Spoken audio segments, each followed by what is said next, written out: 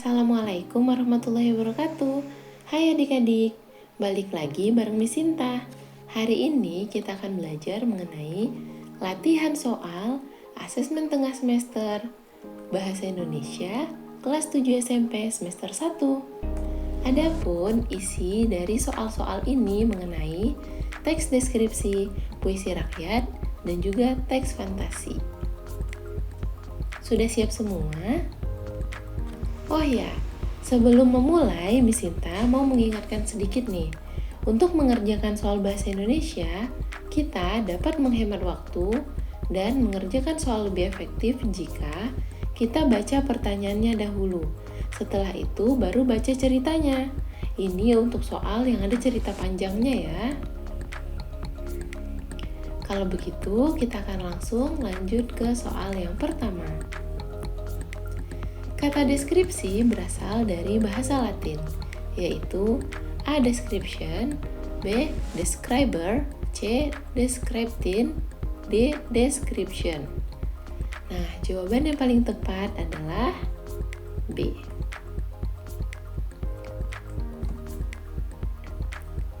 Dua. Nah, di sini ada cerita yang panjang nih. Jadi, untuk menghemat waktu, kita akan langsung baca soalnya dulu. Wahana olahraga yang ditawarkan di objek wisata Pantai Sari Dewi adalah A. Diving, speedboat, waterboat, C. Banana boat, speedboat, waterboat, C. Diving, speedboat, banana boat, D. Diving, banana boat, dan waterboat. Yuk kita lihat di teksnya ya. Jika adik-adik punya banyak waktu dan ingin membaca secara utuh, bisa ya. Tapi seandainya adik-adik punya waktu yang terbatas, kita bisa screening dan membaca cepat langsung ke intinya saja. Nah, di sini kita anggap saja kita punya waktu yang cukup ya. Jadi kita baca secara lengkap. Pantai Sari Dewi adalah surga tersembunyi yang ada di kota Bandar Karang, tepatnya di wilayah Kota Baru. Pantai ini memiliki pemandangan yang sangat indah karena langsung berhadapan dengan Samudra Hindia. Pasirnya yang putih dan airnya yang berwarna biru memanjakan mata bagi pengunjungnya. Puluhan batu karang yang tegap menghadap ke arah lautan, seakan-akan bertarung dengan ombak yang cukup besar menghantam dirinya terdapat di pantai ini. Pantai Sari Dewi juga memiliki area diving. Kita dapat diving yang sangat menarik. Selain itu, mereka juga menawarkan berbagai macam olahraga air, seperti speedboat, banana boat, dan masih banyak objek lain yang sangat mengasihkan. Oke, kita nggak usah baca sampai habis. Kita sudah dapat kata kuncinya diving, speedboat, dan banana boat. Nah, jadi di sini soalnya wahana olahraga yang ditawarkan. Kita langsung saja ke opsi C, diving, speedboat, dan juga banana boat. 3. Di bawah ini yang termasuk ciri-ciri teks deskriptif adalah A. Penggambaran dilakukan dengan melibatkan panca indera, B. Pemaparan berdasarkan angan-angan fiktif, C. Penggambaran tidak harus detail, D. Penggambaran dilakukan dengan teknik ilmiah. Nah, teks deskriptif ini kan membuat kita membayangkan ya apa yang terjadi atau apa yang sedang diceritakan. Jadi, penggambaran pasti dilakukan dengan melibatkan panca indera. Bisa itu penglihatan, bisa itu pendengaran, bisa itu rabaan, dan lainnya. Jadi jawaban yang paling tepat adalah A.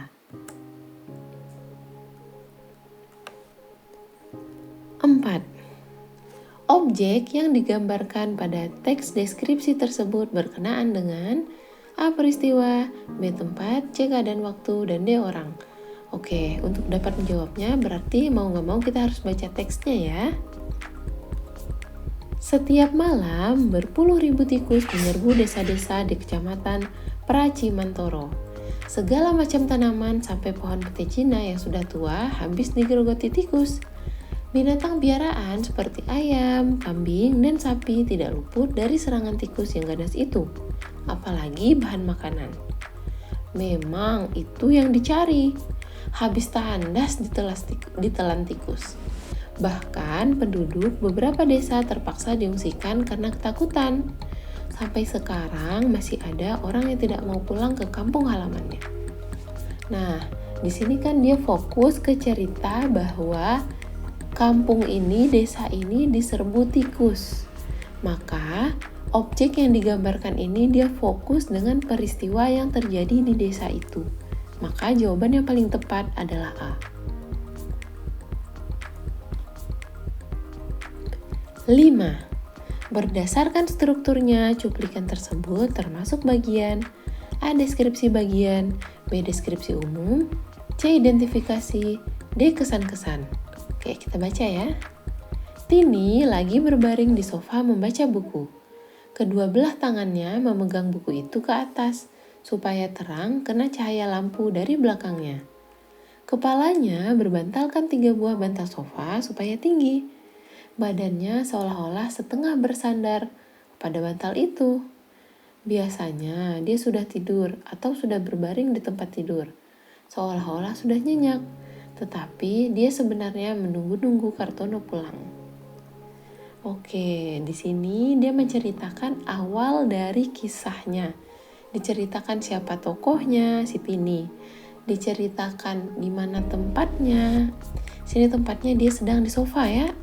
Kemudian juga ini pengantar bahwa sebenarnya si Tini ini sedang menunggu Kartono pulang. Nah, background cerita ini yang meliputi tokoh, tempat, dan lainnya merupakan bagian dari C. Identifikasi. Jadi pengantar atau pengenalan sebelum masuk ke inti dari ceritanya. 6. Jenis puisi rakyat itu ada 7. Di antaranya di bawah ini, kecuali berarti yang bukan termasuk puisi rakyat.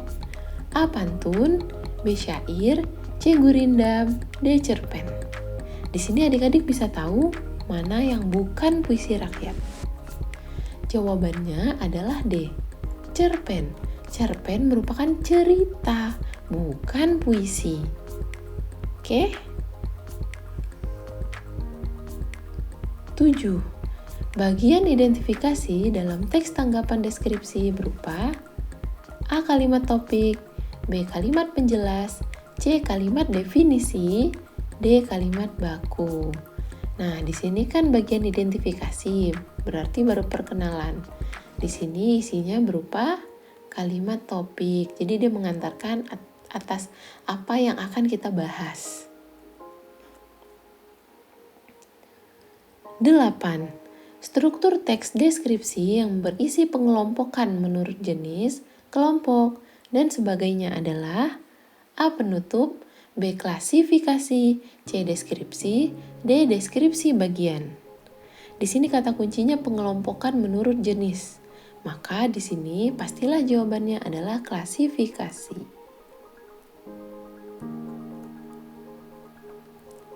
9.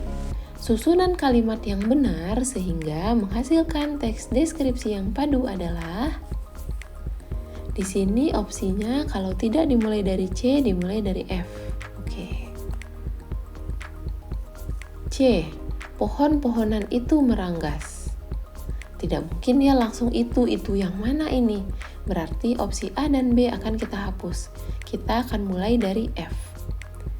Beberapa pohon tanaman hias di halaman rumahku tidak mau berbunga. Masih oke. Sambungannya E. Jangankan berbunga, daun-daunnya pun hampir tidak ada. Oke, setelah F, E, opsinya kalau tidak D atau A. Kita coba yang D dulu ya. Beberapa di antara pepohonan itu bahkan ada yang mati. Setelah D, C. Pohon-pohonan itu meranggas. Ada pula yang berulat. Keadaannya begitu kurus.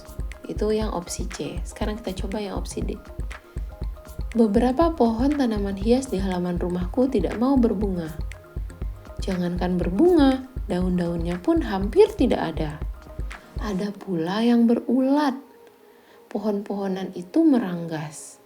Keadaannya begitu kurus. Beberapa di antara pepohonan itu bahkan ada yang mati. Nah, menurut adik-adik, yang paling benar yang mana ya? Yang teks deskripsinya paling padu. Nah, jawabannya adalah C. 10.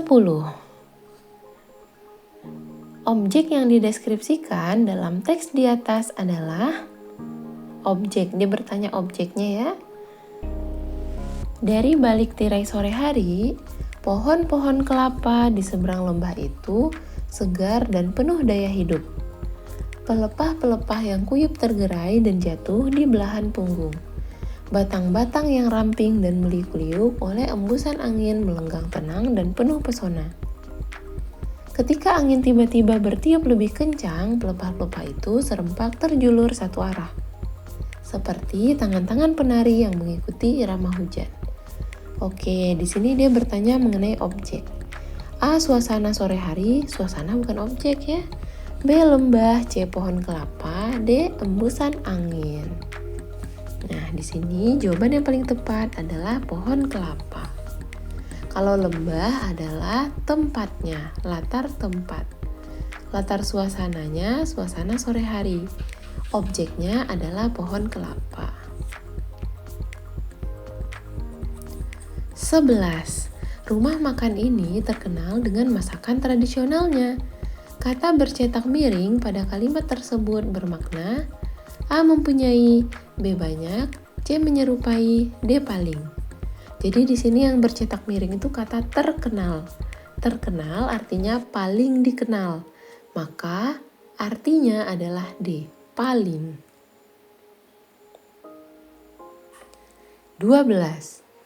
Pernyataan berikut yang merupakan ciri teks deskripsi adalah A. Penggambaran tersebut dilakukan sejelas-jelasnya dengan melibatkan kesan indera. B. Bersifat menceritakan. C. Menggunakan contoh, fakta, gambar peta, dan juga angka. D. Mengandung bukti dan kebenaran. Nah, masih ingat ya? Pada awal tadi Miss Sinta sudah sempat membahas sedikit bahwa ciri teks deskripsi adalah membuat kita ikut membayangkan. Jadi akan melibatkan kesan indera, baik itu penglihatan, pendengaran, rabaan, dan lainnya. Jadi jawaban yang paling tepat adalah A. 13. Saat perjalanan menuruni tangga, kita disuguhkan pemandangan yang cukup asri. Banyak monyet yang bergelantungan di dahan pohon. Penggambaran objek di atas melibatkan panca indera, perasaan, penciuman, penglihatan, atau pendengaran. Nah, di sini kan dia pemandangan ya. Pemandangan, maka sudah pasti jawabannya adalah C. Penglihatan. 14. Ciri-ciri pantun antara lain di bawah ini, kecuali A. Tiap bait terdiri atas 4 baris, B. Baris 1 dan 2 merupakan sampiran, baris 3 dan 4 adalah isi. C. Tiap baris terdiri atas 8 sampai 12 suku kata. D. Rima akhir setiap baris adalah A, B, C, D. Nah, karena di sini ditanya kecuali, berarti kita akan mencari yang bukan ciri-ciri pantun. Jawaban yang tepat adalah D, karena rima pantun adalah A, B, A, B. Jadi, bunyi baris 1 sama dengan 3, 2 sama dengan 4. Kalau A, B, C, D artinya 1, 2, 3, dan 4 semuanya beda. Bukan ya? 15. Syair berasal dari A. Arab, B. Persia, C. India, D. Indonesia. Jawabannya apa ya? Jawabannya syair berasal dari Persia, B. 16. Di sini kita diminta untuk melengkapi bagian yang ditandai dengan nomor 1 dan 2. Sebenarnya tanpa kita baca semua opsi kita juga bisa. Kita hanya perlu mengingat bagian belakang dari si sampirannya. Rumput jadi rakit yang rata, ringan ada di air tengah. Berarti ta dan ah. Kita langsung lihat A, B, C, dan D yang belakangnya ta dan ah. Yang A belajar diraih, bukan. B nikmat ibadah. Nikmatnya bukan ya. C harta sedekah. Ta'ah. Oke, berarti jawabannya adalah C. Boleh dites jika adik-adik ragu. Rumput jadi rakit yang rata, Ringan ada di air tengah. Meskipun sedikit harta, jangan lupa bersedekah. 17. Aspek yang dideskripsikan itu berkenaan dengan Bagas sangatlah manja. Hampir tiap malam Bagas tidur di ujung kakiku. Sebelum kuelus-elus, dia selalu menggangguku. Kalau waktunya makan, dia berputar-putar di depanku sambil mengibas-ibaskan telinganya yang panjang. Mulutnya berkomat-kamit seperti orang sedang berdoa. Kemanjaannya membuat aku selalu rindu. Aspek yang dideskripsikan itu berkenaan dengan karena di sini dia bilang sifat yang manja, berarti jawaban yang paling tepat adalah D. Sifat tokoh.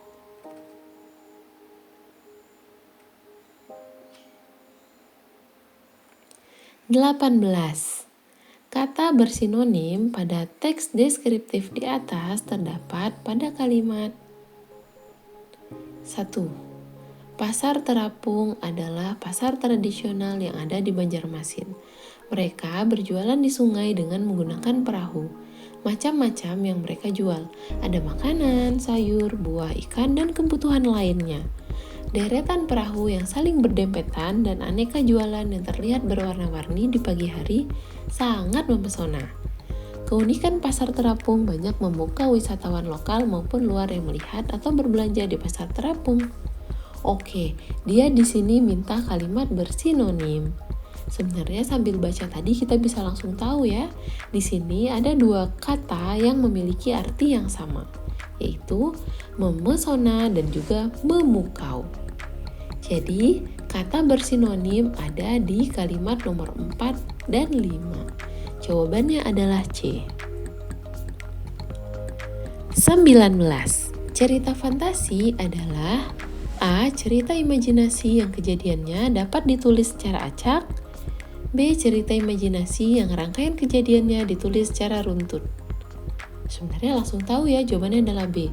Jadi cerita fantasi ini kan merupakan bagian dari teks narasi. Teks narasi rangkaiannya harus runtut. Maksudnya, dari awal perkenalan tokoh, masalah, baru penyelesaian. Tidak bisa secara acak. Runtut ini artinya urut. Jadi harus urut. Kalau seandainya acak, tiba-tiba ada penyelesaian, setelah itu baru masalah, kan tidak akan menjadi cerita yang benar. Jadi jawabannya adalah B. 20. Struktur teks cerita fantasi terdiri dari A. Orientasi konflik dan solusi, B. Orientasi komplikasi resolusi, C. Orientasi resolusi komplikasi, D. Orientasi konflik dan masalah memuncak. Jawabannya adalah B.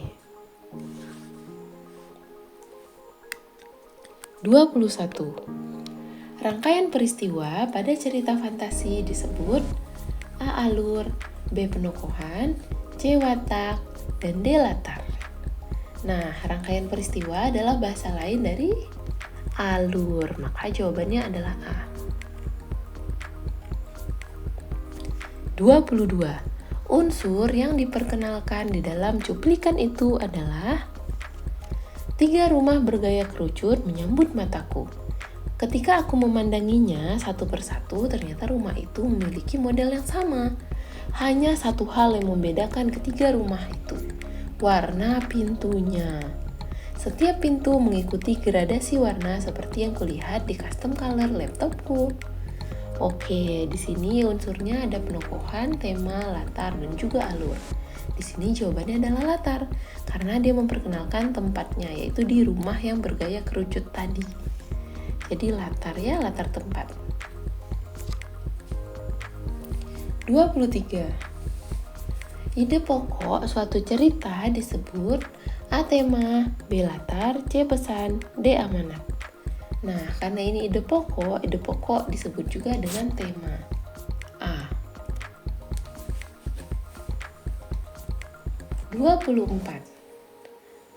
Watak Putri Vitara. Berarti kita harus baca agar kita tahu. Maafkan aku Putri Vitara, aku tidak sengaja, jawab Yasmin. Pokoknya kamu harus membuatkan aku cermin yang lebih indah dan jangan gunakan bahan-bahan yang ada di istana. Bentak Vitara. Di sini ada kata kunci bentak ya, dia ngomongnya ngebentak-bentak. Jadi dari keterangan bentak ini kita bisa tahu bahwa ternyata watak Putri Vitara adalah A. Pemarah, B. Mudah kaget, C. Lembut, D. Sensitif. Jawabannya adalah A. Pemarah. 25. Frasa adjektiva yang tepat untuk memperbaiki frasa yang bercetak miring dalam paragraf tersebut adalah jadi mau nggak mau kita harus baca berarti ya. Mereka terkejut melihat harimau sangat lincah melepaskan Pak Balam dari cengkramannya. Harimau sangat lincah. Maksudnya besar di sini karena opsi A, B, C, dan D-nya besar ya. Di sini kayaknya yang paling benar adalah sangat besar. Harimau yang sangat besar itu melepaskan Pak Balam. Kita langsung aja ke kalimat yang ada kata yang dicetak miring.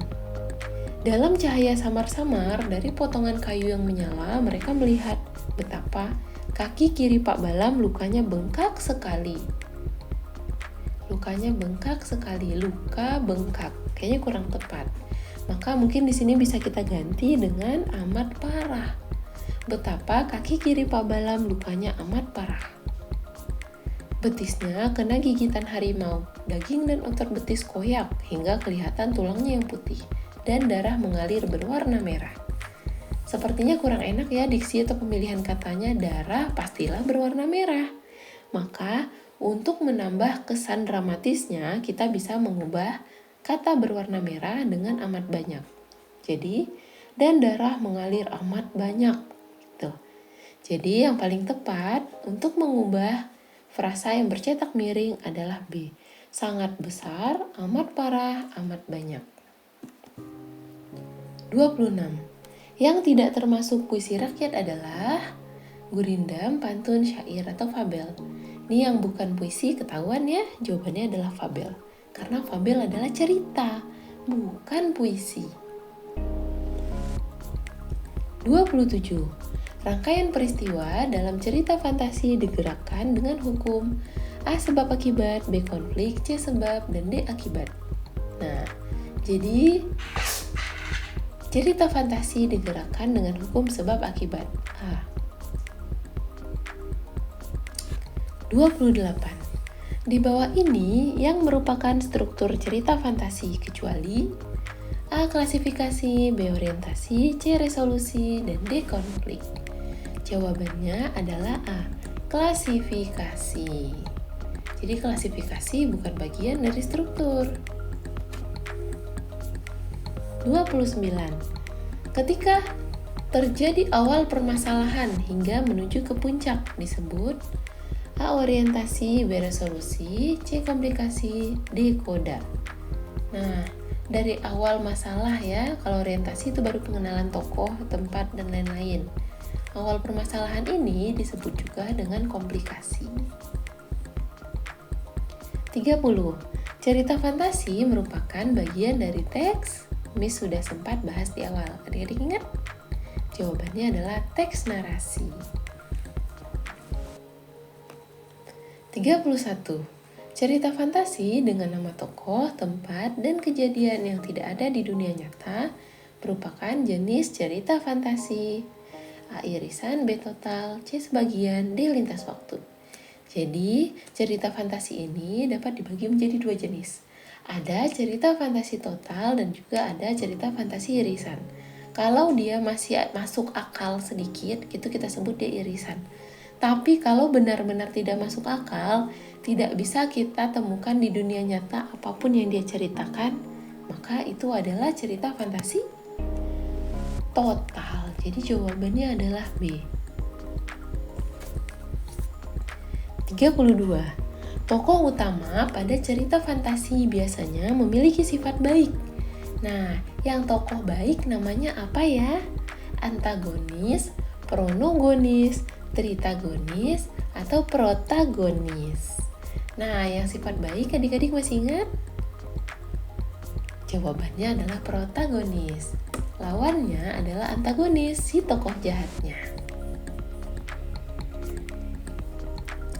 33. Latar dapat dibagi menjadi 3, yaitu latar tempat, latar waktu, dan juga latar suasana. Jadi jawabannya adalah B. 34. Berdasarkan kesesuaiannya terhadap dunia nyata, cerita fantasi dapat dibedakan menjadi, baru saja Miss Sinta bahas tadi ya.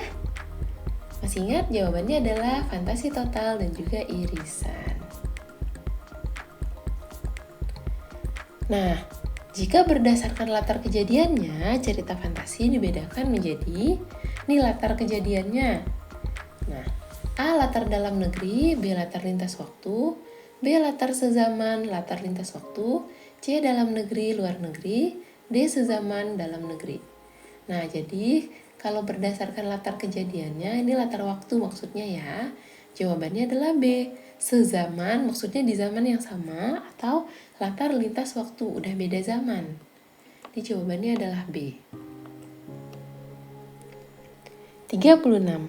Berikut ini hal-hal pada tahap pengenalan cerita fantasi, kecuali A. Tempat, B. Suasana, C. Konflik memuncak, D. Nama tokoh. Nah, yang bukan pengenalan adalah konflik, karena konflik ada bagiannya sendiri. 37. Unsur yang membangun karya sastra dari dalam. Kata kuncinya adalah dari dalam. Dari dalam karya sastra itu sendiri disebut A. Unsur intrinsik, B. Pembangun, C. Ekstrinsik, D. Pengembang. Karena di sini dari dalam karya, maka itu adalah unsur intrinsik. Contohnya adalah seperti tokoh, wataknya, itu merupakan intrinsik latar, alur, dan lainnya. 38. Bentuk pengembangan tahap orientasi terdapat pada, nah ini dia membahas tentang tahap orientasi, itu tahap yang di awal ya. A. Pengenalan tokoh, lompatan waktu, dan mengenalkan tokoh baru. B. Pengenalan tokoh, pengenalan tempat, dan pengenalan konflik.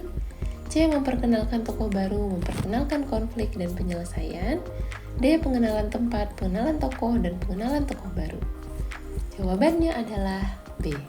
Pengenalan tokoh, tempat, dan konflik. Ini dikenalkan di tahap orientasi. 39. Cerita fantasi merupakan salah satu contoh cerita fiksi. Fiksi dapat diartikan sebagai A. Berdasarkan fakta, B. Berdasarkan pengalaman pribadi, C. Nyata, D. Rekaan atau hayalan. Fiksi adalah bahasa lain dari hayalan atau imajinasi. Maka jawaban yang tepat adalah D. 40. Nilai moral yang terkandung di dalam sebuah cerita fantasi biasa disebut apa ya? Nilai moral adalah amanat. Jawabannya adalah D. Nah, adik-adik, kita telah mengerjakan 40 soal asesmen tengah semester untuk Bahasa Indonesia kelas 7 semester 1. Sampai di sini adik-adik sudah paham belum? Jika ada bagian yang adik-adik kurang mengerti, adik-adik bisa komen di kolom komentar di bawah. Sebelumnya, Miss Sinta mau pesan dulu nih. Bila kamu tidak tahan lelahnya belajar, maka kamu akan menanggung perihnya kebodohan.